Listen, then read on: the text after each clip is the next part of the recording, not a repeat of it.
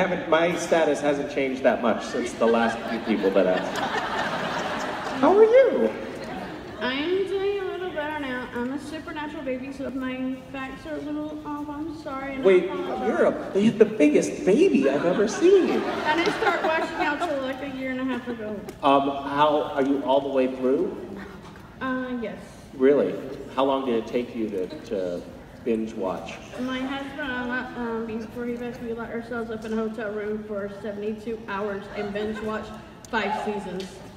We didn't even get out of bed. All we did was order room service, and it was our anniversary weekend.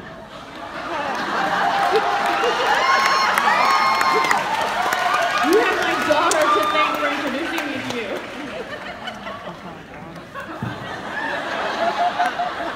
And I'm a con virgin. Wow.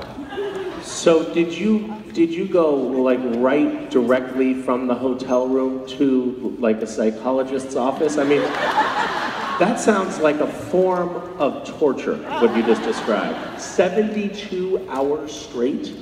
5 seasons? Yes. That's 100 hours of television. That actually rewires the circuitry in your brain and turns you into a sociopath. You know that, right? I learned from you.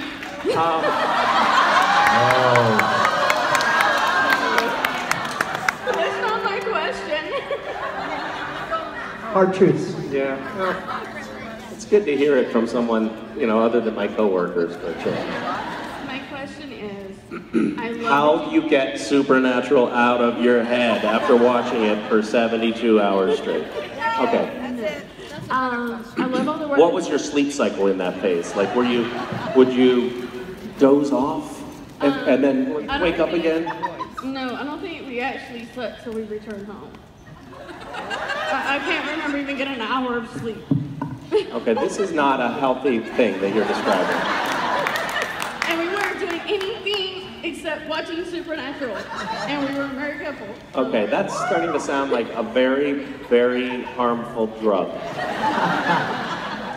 It's very addictive. I think that we might be doing something bad here, guys. I think we need I don't know, dude. I don't know how hyper-violent, Satan-centric show can be doing anything bad. Okay, good point, good point. Yeah.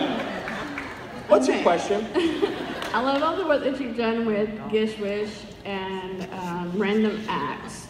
And when, because of starting the show and everything, y'all started Always Keep Fighting.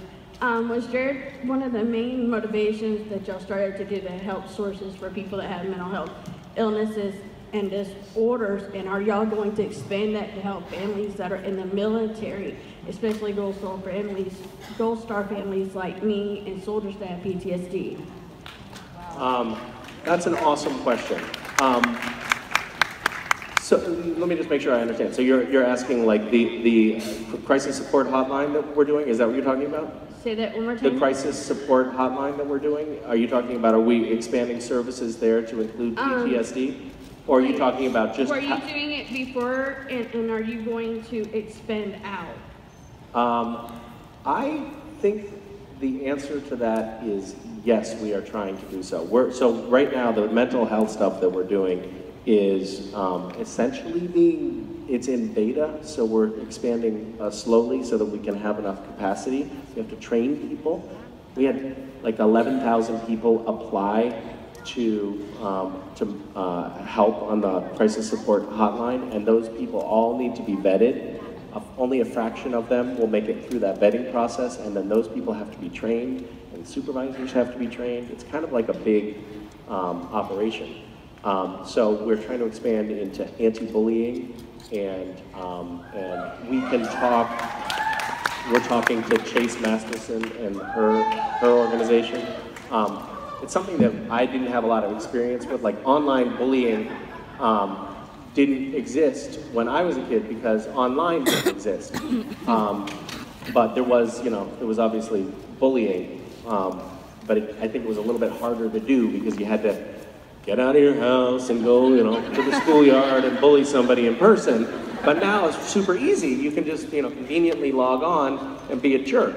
So It's actually a much bigger problem than people like me who aren't really dialed into what's going on in the social media universe understand. It's actually a really big deal. Like kids in school are being kind of tortured online, and it's a big deal. So we're trying to incorporate some of that, and I will talk to Random Acts about veterans and PTSD stuff and get a better answer for you, because I don't know where we are with that at the moment.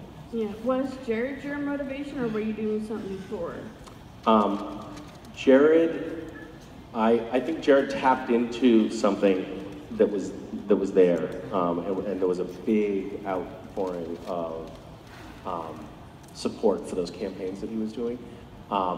So I think that his initiating that opened, I think, our eyes to how much need there was for that. And then he collaborated with us in setting that thing up in the first place. And it feels weird, a little bit weird to like say something positive about Jared, but there's always going to be those fluke things. Thank you so much.